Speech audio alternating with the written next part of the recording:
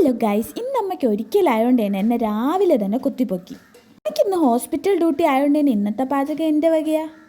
എഴുന്നേറ്റപ്പോൾ നല്ല തലവേദന ആയതുകൊണ്ട് ചായ കുടിക്കാമെന്ന് വെച്ചു. കുറച്ച് ദിവസമായിട്ട് ഇത് സ്കിപ്പിംഗ് ആണേ. പിന്നെ കാപ്പിയും കുടിച്ച് കുളിക്കാനായിട്ട് പോയി.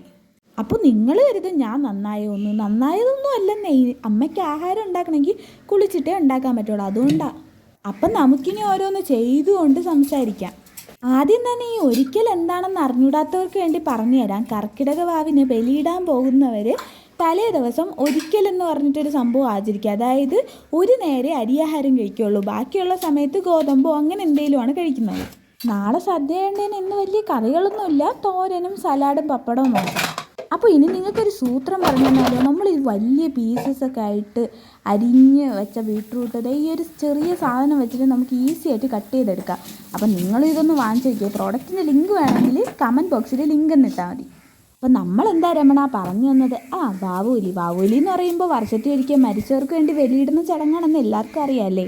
ശരിക്കും പറഞ്ഞാൽ കഴിഞ്ഞ വർഷം വരെ ഇതൊക്കെ രാവിലെ എണീച്ച് ഒറ്റയ്ക്ക് ചെയ്തിരുന്ന അമ്മയ്ക്ക് ഇന്നെന്തോ ഭയങ്കര മടി. കാരണം എന്താ, ഇപ്പോൾ വീട്ടിൽ കുലശ്രീയായിട്ട് ഞാനുണ്ടല്ലോ. എൻ്റെ ഈ കഷ്ടപ്പാടൊക്കെ കണ്ടിട്ട് ആരെങ്കിലും എന്തെങ്കിലുമൊക്കെ ജോലി എന്നാൽ ഞാൻ ഒരുപാട് കൃതാർത്ഥയായിരിക്കും. പിന്നൊരു സമാധാനം എന്തെന്ന് വെച്ചാൽ ഇന്നുണ്ടാക്കണ കറിയൊക്കെ ഉപ്പില്ല എരിയില്ല എന്നൊന്നും പറഞ്ഞ് കുറ്റം പറയാൻ പറ്റത്തില്ല. കാരണം നമ്മളിന്ന് ടേസ്റ്റ് ചെയ്യാതെയാണ് അമ്മയ്ക്ക് കൊടുക്കുന്നത്.